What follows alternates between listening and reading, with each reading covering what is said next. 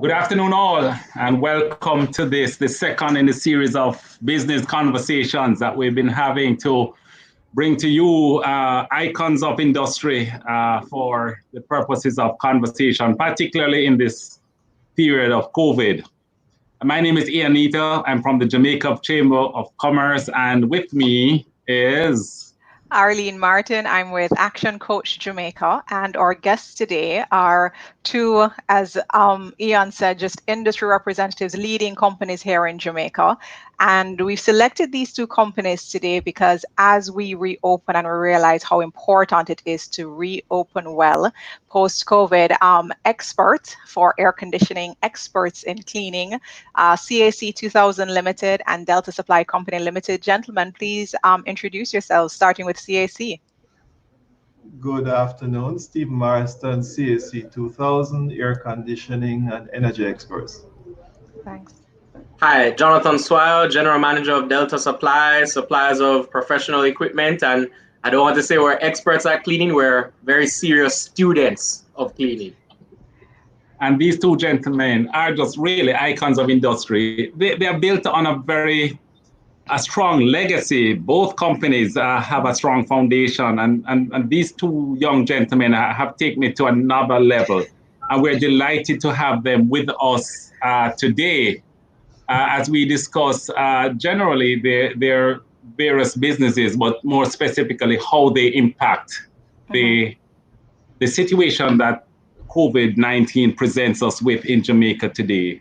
So I would like to, Steve, I'd like to start off with you just to ask you to just give us a background on your company. And then more specifically, how do you see your company impacting the times we're living in? Thanks, Ian. Well, most people know us for air conditioning. They don't know us as much about energy. But the interesting thing with this pandemic is that we're now recognizing, and data is just coming about, that there's an aerosol issue. People transmit the virus through breathing, shouting, singing, physical contact. And what happens is once you're in an indoor environment that's conditioned, right, you then have this higher risk because it's not only the distance from somebody, it's the time of exposure.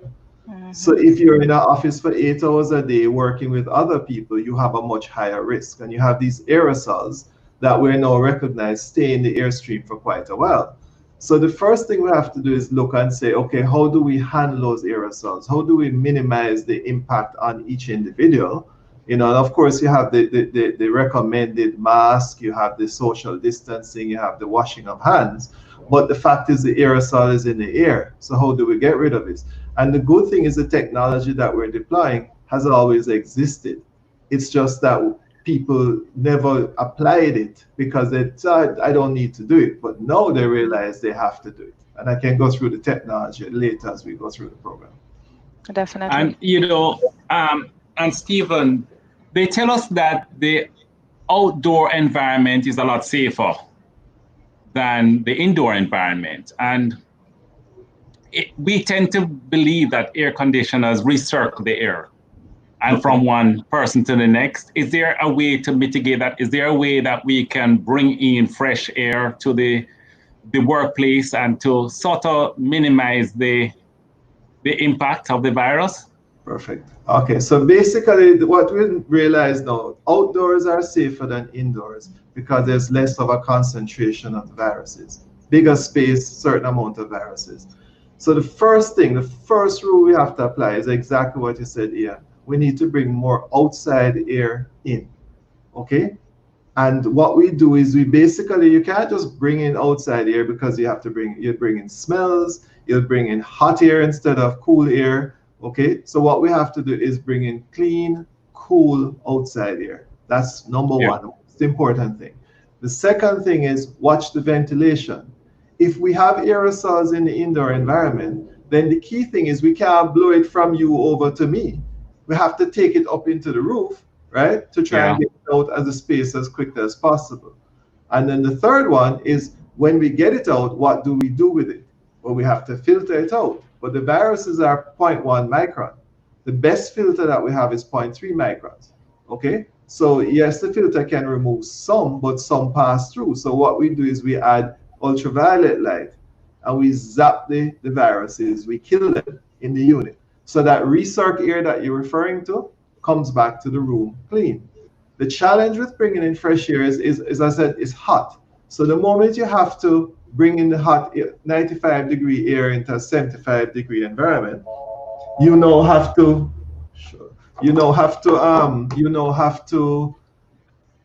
use energy to clean it. So now your energy bill goes up, and as we know, electricity is not cheap at this moment. Oh, interesting. And Jonathan, I don't know if most of us can wrap our minds around how a company like yours play a role in this fight against COVID, because you sell equipment. And how does your company organize itself to combat this particular virus?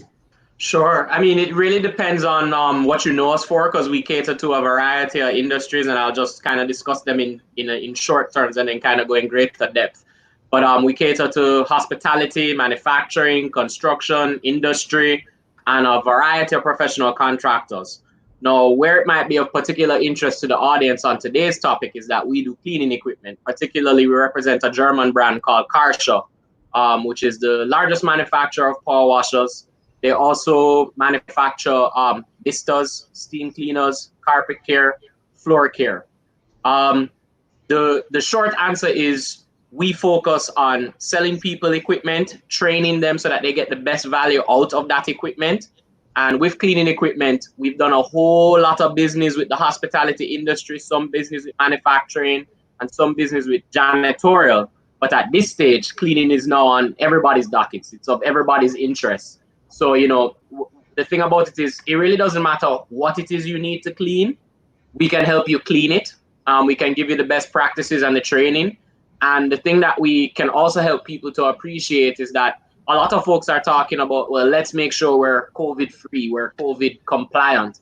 And I would urge people, don't think of it just about being COVID-free. Think of it about having a clean and safe physical plant in general, because the next threat is not going to be COVID. It's not going to transmit in the same way COVID does. So therefore, it's about universal principles on maintaining a good, clean physical plant. And you had a nice, fun video of your team with Yes. some of that Karcher cleaning equipment. I think if we can cue that up so that everybody can see what it is that we're talking about and why we all have smiles. So let's see this video. Steam cleaner, steam cleaner, steam cleaner, steam cleaner, steam cleaner, steam cleaner. Have to clean with Karcher, the steam cleaner.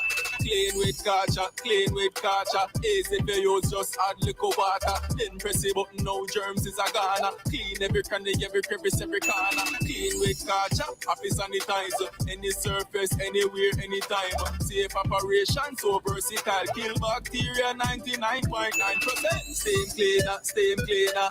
Steam cleaner, steam cleaner, steam cleaner, steam cleaner. Have to clean with Karcher, the steam cleaner. Karcher steam cleaners available at Delta Supply, 106 Hadley Park Road. Call us 876-302-6111-4. Delta Supply, we service what we sell. So that was fun. Brilliant.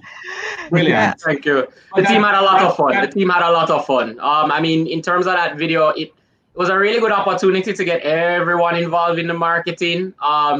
It also was a chance for us to adapt, because we had to change our cleaning regimen internally, and then we said, like, let's see if we can also make that a part of the marketing. So I think everyone enjoyed it. So we're seeing that there's a varied use for that piece of equipment that we see there. So what steps? So it seems that just about any business could get some of that cleaning equipment, not just hospitality. So tell us a little bit more about for businesses, because now you're saying that you've transitioned from hospitality and this is relevant to just about anyone, as long as you have a physical space with people working there. So really, what steps should businesses be taking now in terms of cleaning, sanitization, those kinds of practices in their business, and which equipment is good for that? So if you can tell us a little about that. Well, I could speak all day about equipment because I'm a salesman and I love to sell. But I want to talk about a bit about the philosophy that we get from Car Shop and how it can apply to just about anything. Car Shop typically breaks down the carpet care and the floor care into what they call PDIR. That's preventative, daily, interim, and restorative. So preventative is it's usually at your entrance points. You're trying to prevent any accumulation of dirt and germs to enter your premises. Daily is where you're looking at the dirt and germs that occur just on your basic operation, and then therefore what are the daily steps that you have to take to combat that daily accumulation of dirt and germs. Now interim are the steps that you take to increase the length between your restorative intervals. So clearly I have to explain restorative to explain interim. Restorative is an acknowledgement that you've gotten to a point where the dirt and germs are so much that you have to do an intense deep cleaning. Sometimes that might require shutdown in operations, the operations that might affect your revenue. So therefore, if you can, you want to do as much interim as possible to reduce the need to even get to a restorative stage. So, if you can, you focus on getting the preventative, the daily, and the interim done so that you do the least amount of restorative possible. And, preventative, each of these stages, they're going to be different in different industries. I can think of an example that you typically see in agriculture and manufacturing, where they will have a wet mat with disinfection in the mat, and you in your shoes will step in the mat and you're now disinfected. So whatever you're carrying from outside, you're not carrying it inside. And those are the kind of thinkings that we have to have. I mean, I would go as so far to say that the things that Stephen was mentioning earlier with HVAC, that is a crucial preventative, because if you can get the problem at the root cause, you're going a long way. So I could talk all day about power washers, hot water power washers, the fact that hot water power washers cut grease and kill germs at 80 degrees Celsius. I can talk all day about steam cleaners and misters and that they affect disinfectants and how important carpet care and floor care is. But I do want people to take the major takeaway about the preventative, the daily, the interim, and the restorative, because that is a good rule of thumb. And it's also a recognition that it's not one size shoe fits all. What you will be doing in a tasty is different from what you will do in a Jamaica broilers, different from what you will do in Palace Amusement. And you have to think about, what does PDIR mean to me? Okay, thank you. Go ahead, Ian. I want to bring in Stephen a bit here, because Stephen, the fighting of the germs is not the only issue facing businesses today. Businesses are looking to cut costs, and one of the costs that we're struggling with is our cost of energy. Your company is an energy company as well. What sort of advice would you have to bring to the fore to companies that are seeking to reduce their energy bills? So the first thing I would say is, whatever you measure gets improved. So the first thing you have to do is measure. So true. And we have solutions for that. So because once we know that the electricity costs the commercial sector in Jamaica about $1 billion a year. Okay, total electricity is $1 billion US. The commercial sector is 500 million.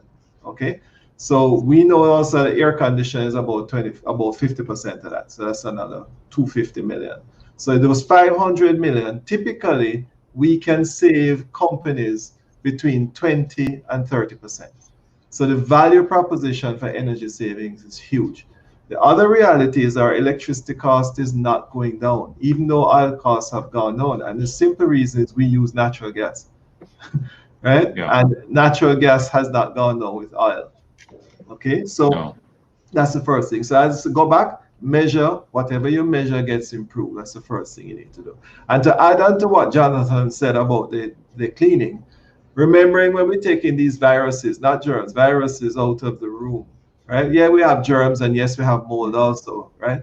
But what we have that now in the ductwork, we have that in the air conditioning unit. Okay, so we now have to clean it. We can't wait for it to come to the filter. We have to clean those out too. So basically, our service routine also includes disinfection. Okay. Okay. Very good. Can I chime in there, because Stephen gave me a very important correction, and he separated germs from viruses, and I was using germs, and many of us are guilty of this. Germs to talk about all microorganisms. I would encourage people to learn the difference. Thank you, Stephen, for reminding me about the difference. There is a huge difference between what is a bacteria, what is a fungi, what is a virus. They all have different concerns and considerations, and in order to clean them, you do need to learn them in specific. Okay. Our goal is to improve indoor living. We want people, whether they're working or living, to get better, because the reality is we spend a lot of our time indoors, right? Yes. And so we have to make sure they're as clean, and they're, you know, everything is, you're healthier in there, and that's what we try to do. Okay. But as you know, as I said, yeah, electricity costs are very high. And don't discount water. I just got my water bill today and nearly had a heart attack, right? Pretty much, but they are very neglected. Exactly. Yeah. Thanks. So you're both, as we're hearing, very important companies because of the services that you're providing at this time, the products as well as the services that you're providing. So I'm imagining that throughout the COVID period, when we had the lockdown, even during curfew, you were still an essential company. You're offering essential services.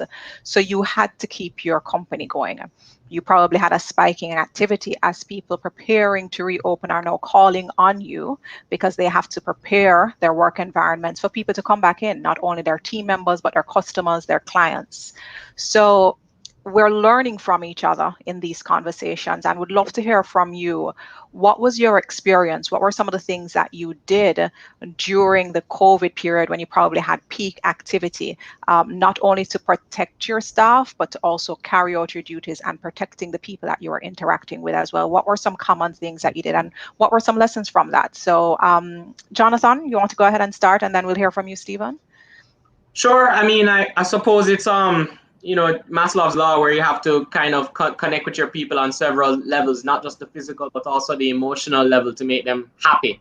And you know, one of the things we have to have a conversation with the staff is, look, when we say that we are essential to industries, we mean it. In 1989, when Hurricane Gilbert turned down everything, Delta Supply was open, selling chainsaws to clear debris and generators to keep people in action. So when we say that we have to respond and help in times of disaster and need, national times of disaster and need, it's important. And we thought it was very important to get that message out to our staff, because we're now not just at a stage of doing a job, but also being of service to the nation. Yes. So, you know, we had to get that out of the way so they understand where we're coming from. That aside, we had to do intense training internally. We tried to have a warden in each department who is making sure that the standards that we're putting in terms of cleaning routines are being maintained per department. Make sure we provide hand sanitizer. There's so much hand sanitizer around the place I can't count. We make sure we train them. We make sure our field technicians were equipped with all the soap and water and safety gear that they needed. For a period, while we were still trying to figure out everything at the heights of social distancing, we actually took on the expense of carpooling everyone to work, because, you know, everyone was dreadfully paranoid about, can I catch this? And you just want them to get to work. So we had to do some things like that. But I think the most important thing was on a psychological level, to tell them that the word essential is not just a term, it's a responsibility. And if we are essential, then we're going to have to deliver. Okay. Thank you very much for that, Stephen.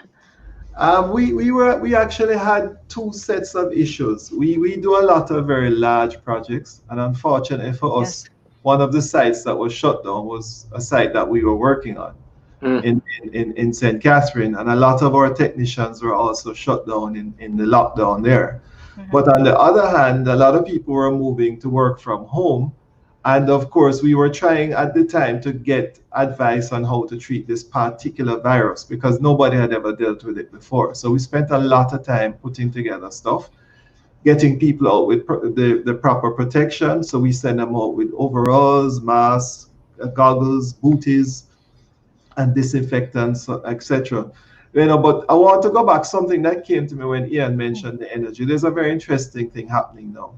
A lot of businesses are opening partially. So if you have an office building, you're opening with less people, right? A lot of people are working from home. But what happens is they need proper conditions at home. So if you're a BPO and people working from home, how do you keep them safe, right? But the interesting thing about the office, if you only have half the people in the office, guess what happens to your electricity bill? It doesn't really go down. Why? Remember what I said to you, 50% of your bill is air conditioning? You're still air conditioning the entire office, right? So there's an interesting thing happening now where people are coming to us and say, I don't understand this. I only have 50% of the people at work, but my electricity bill is still high. So we're actually looking at working well, you know that to redefine. So it does appear. Sorry, we have a bit of latency. Yes. We have been talking a bit about how, you know, our customers' businesses have been affected, but what about your businesses? I mean, it seems to me, based on what you're saying, that it is like a mixed bag. I guess in your case, even more residential people will be buying air conditioning because they're staying at home more and so on. And Jonathan, you have other areas of your business that may have been impacted negatively. I mean, overall, how has it been for your business, the impact of COVID? Well, I think both Stephen and I are survivors because we're going into this COVID thing right after going through the Hagley Park Road construction thing. Yes. So we are. So I suppose in some respects, Stephen and I were more primed for 2020 than some other folks. But you know, it's been rough because, you know, hospitality is an industry that we really cater to. Construction is an industry that we really cater to, particularly hotel construction. So when those two things evaporate overnight, you know, it's quite deflating.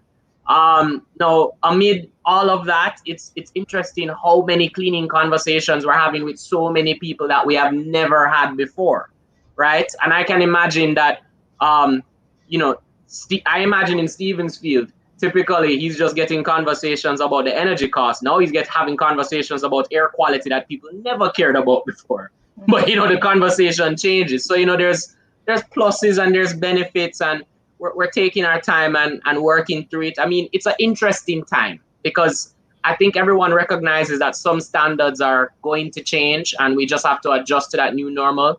And I think the staff realizes that we're playing a crucial role. So even though the business has been hit severely, I think people understand that there's opportunities emerging in the here and now that weren't typical.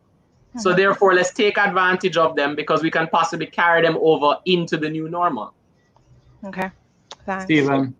But we're a public company, I'm on record. We got hit for the 16 months of the Hagley Park Road. We got hit about $400 million. People couldn't come to us. We couldn't even get to our own office. We have no compensation for that. So we shook it off and went on. For the first quarter this year, we recovered. We showed a recovery, and then came COVID. Okay? Same thing. If I got crying, I'd be crying away. But the reality is that Jonathan is perfectly right.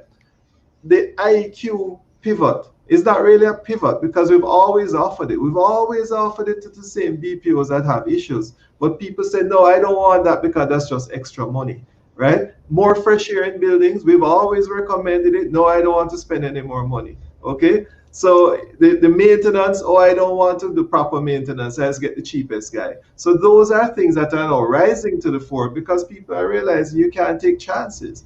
So we're seeing some areas we're down, and as I said, we're public, so it's there. But we see opportunities presenting themselves. Right now, for example, a lot of people are opening offices. So they're rushing to us, what do we need to do? And now it's no longer about, oh, it's too much money. Now it's like, I need to do this tomorrow. Right? Like Jonathan, hospitality is down, okay, but commercial is up, residential is up, service is up. So we see. Okay. So, Aline, go ahead. You know, there was one of the things that I said, and you know, both of them having gone through Hagley Park, and just coming out of it, going straight into COVID, and you know, having to be responsive. In your responsiveness, and I'd like to start with you, Stephen, and it's based on something that you said in terms of people coming to you, etc. Would you say that you had to be more flexible, more responsive, innovative? What was a key area that you probably had to make some adjustments in, and any lesson from that, or a lesson or just a growth, some progress that the company or the team made because of that. So innovation, responsiveness, or flexibility. Innovation, huge. We've had to do a Okay. lot of research on the IEQ. We've had to look at the COVID-19 in particular. We've had to look at how we do things. I think that, to me, this COVID is like a child who did something bad and you get a spanking. Well, let's not use spanking. That's not necessarily politically correct. You get punished for it. And then you learn not to do it again. I think a lot of us have been complacent. And Yes. so one of the most important things to me here now, it's basically a kick in the butt. You got to do things different. You got to figure out how to do online business. You got to figure out how to be more responsive to customers' needs. You need to find new solutions. Question some of the things that you do. Look at the people that you have. Do you have too many people? Are they doing the right things? And so to me, I look at this as, I say on top, as John says, on top of Hagley Park Road, there's certainly the CAC of 2021 is going to bear a little resemblance to the CAC of 2019. Wow. That's right. That's what we thought. Yeah.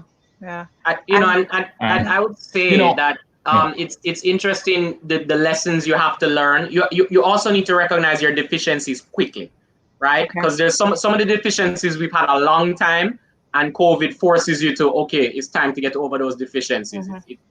Projects that have been sitting on the docket forever, you fast track them. But I mean, you have to recognize your deficiencies. One that we realize is that we don't know how to keep virtual meetings, right? So we recognize that on some basic level, our sense of time has changed. All of our managers are feeling distant from each other. We started to keep our management weekly instead of once a month.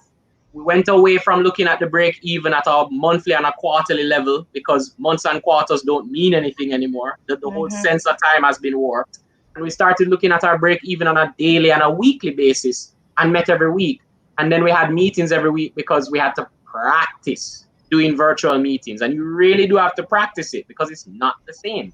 And you have to get the 10,000 hours in to really be comfortable with doing such a thing. And then once that happened, our communication changed. We find that we were setting up committees where managers could tackle all sorts of pet projects that have been lingering and hanging around. And we realized that there was an opportunity, that this slowdown in time was an opportunity for us to tackle issues that were in our heads and being neglected. But it wasn't something to be scared of. It was something to find the opportunities within. Okay, thanks. Yeah. Yes, Ian. Arlene, it is evident that these two companies have embraced the pain that is necessary to do the restructuring that is important for the new norm. But you both interact with a number of companies. Are you seeing where COVID-19 has served as a catalyst for companies to become more aware of what is necessary to operate in the new norm? And do you see that as, even if you're seeing that, do you think that's a short-term measure, or are you seeing some sort of sustainability among your customers, how they're now reacting to your company in this environment? You can go ahead. Yes. I was going to give you a specific example because Arlene had asked for a specific example. And I think this basically goes to other companies. In 2019, we were bursting at the seams. We were outgrowing our office, right? 2018, outgrowing our office. 2019, road construction starts. We can't access it. So I go to my board and say, we need to get a new place. We need to rent, buy, do whatever. We need a bigger place. 2020 scenario says, hey, I need a smaller place. And that's the actual reality right now. That because people are working from home, love working from home. We've changed how we do business, right? The reality is now I could probably cut back my space. And that's just a 2-year pivot. And what we're seeing a lot is customers. I mean, BPOs are one of our big customers. BPOs now have people working from home. They've spread the place to multiple locations, right? They have IT security issues in some cases, but certainly in air conditioning and IEQ, that one customer, one location now has maybe become 3 or 4, right? So, it's the opportunity. I mean, I feel it for people who are in the commercial market, right? Because a lot of people are going to say, I need less space for that. But the reality is, I think that all of us are going to change. We're going to find ways to reduce costs that we never knew existed before.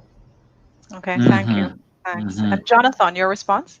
That's a very interesting question. It's going to mean different things for different people in different industries. What I do expect, I mean, let's take manufacturing, for example.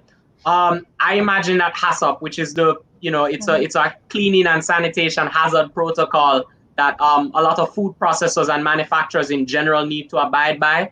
I imagine a lot more stringency, right? I imagine people are going to be a lot more attentive to those kinds of protocols, and some of that thinking is going to have to expand, not just in manufacturing, but in several industries. So, I think the products that we sell and the best practices that we sell, we provide, they can definitely help manufacturers and food processors figure out what it means to export in the new normal, because export is definitely going to change. I also joke that, before we would help a hotel with carpet care, and when we helped you with carpet care, we were helping you with carpet care because you needed to keep your carpet clean and pretty. Now you're in a different circumstance where if Arlene is staying at the hotel and she sneezes, no one thinks that Arlene has an allergy problem. They think that this hotel has a COVID problem. So, in that respect, we're a part of the revenue stream. So people have to think about, when it comes to cleaning, they need to think about, okay, is cleaning going to add to the product that I sell? In terms of the cleaning that I need to do, what are the tasks that I need to perform? What is the frequency of those tasks? Do these tasks need to perform internally or externally? It might not be one answer in every single case. Some you'll outsource, some you have to take internally. So, all of those things you're going to have to consider and do a whole heap of thought work. And that thought work it's different from industry to industry. I do encourage everyone to think about it along the lines of preventative, daily, interim, and restorative. The shoe varies from company to company, but that principle, it's pretty universal. Okay, thanks. So we had a couple of live comments that I just want to go to. We have a question for you, Stephen, so prepare for that.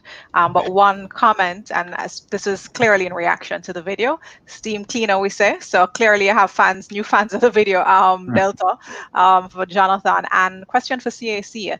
So this person's question is, what advice would you give to a young sales project force for handling the new normal, where pretty much nobody wants to receive visitors? I've actually given thought to that myself, and the reality is that I believe a lot of sales are going to become virtual. I think virtual or online. I think the tradition of a sales force they're going to be the secondary or tertiary visits, not the initial visit. So I think we're seeing a lot of change here, because we have to go to people's houses to look at the sizing the system and to install the system, and we're realizing that people are not feeling comfortable, right, with us coming into their location. And so we need to figure out, how do we get them to take a video and use that information? How do we get to install it very quickly in and out, and sterilize on the way in and the way out, because we have to protect our people too. So we're finding that whole sales thing, to me, is moving virtual in some form, not person to person anymore. Thank you for that. So we're moving to wrapping, and just to ask you each to, as you're closing, two things. The first is, and as you've both pointed out, you went through 2019 with Hagley Park Road. You come into 2020 with COVID. What was the mindset that you had to have, or that you probably still have to have? So that's the first thing. So just close with, that critical mindset. And then the second thing is, based on what you know is so critical because of what you do in terms of air quality, surface cleanliness, if that's what you'd refer to it as, is what's the one key thing that you would say to businesses right now? And it's about the survival of their business, but it really is about keeping our economy going. So mindset, top tip. Jonathan, would you like to start? Wow. The mindset at the start of 2020 was, hallelujah, the construction is done. That mindset, I didn't get to keep it much long. too long. But I mean, I would say, you know, you have to be adaptable and flexible. You have to recognize that the world is always going to change, and you have to be ready to rock and roll, no matter what scenario presents itself. And sometimes it's just going further into your core principles. I think about the person who was asking about what does sales mean in the here and now, and I think Steven's right. Virtual sales, you're gonna have to figure it out. Also, I would say figure out your elevator pitch, because you're gonna have a shorter span of time to impress upon people what it is you bring to the table, and it's not necessarily just the products you sell, the features and benefits of the product, but the features and benefits of the service, the brand, your brand, not just the brands you represent, but the brand you are as a company. So, you know, I think you have to maintain adaptability in terms of a mindset. Speaking in the narrow sense about cleaning, everybody needs to try and understand what the difference between cleaning is on one end versus disinfection and sanitation. They are two very important set of tasks, but they are different. And understanding those requirements separately is going to be very helpful in terms of maintaining a clean and safe physical plant. Okay, thanks. Stephen. So I'm eternal optimist. As Jonathan said, that, you know, early 2020 I celebrated my first quarter report. Yes, we're out of this, and then as I delivered the report in the middle of March, bam, end of March, COVID. So we're serious trouble. But the reality is, what I remind myself is, all of us are in the same boat, and all of us are trying to figure out what to do, right? How to deal with the changes that are coming to us. You cannot be in denial. Okay, but what I do know is we will figure this out, and we will come out of it. We don't know when, but we will come out of it. And my goal is to try and make us come out of it better.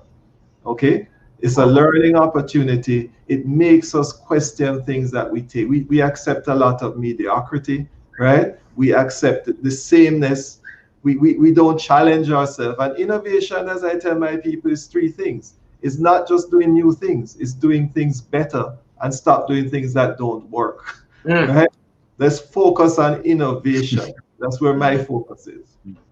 Okay, thank you. Thank you, gentlemen. Oh, Arlene, what a positive and optimistic note to end on. These two gentlemen have added so much to our conversation series, you know. Both of them have withstood the test of time. Both of them have demonstrated the ability to go through the adversities of business. And then both of them have come through and with their companies to really put themselves in a position to really offer very solid solutions to the business community and the new norm. And we've learned a lot about the importance of having a clean environment. We've learned a lot about how we have, you know, take note of energy and clean air and the environment in which we live and our staff operate in. So it just has been a great experience having this conversation with you, Jonathan, and Stephen. Arlene, it's great. Okay, yes, so another great conversation. So on behalf of Action Coach and the Jamaica Chamber of Commerce, thank you so much for joining us. Thank you for sharing your information. Your information is there, so, you know, just to keep us going, we know that people will contact you in order to be clean and safe. So again, thank you, and have a great day. Thank you. Thank you very much. Have a great one. Bye-bye.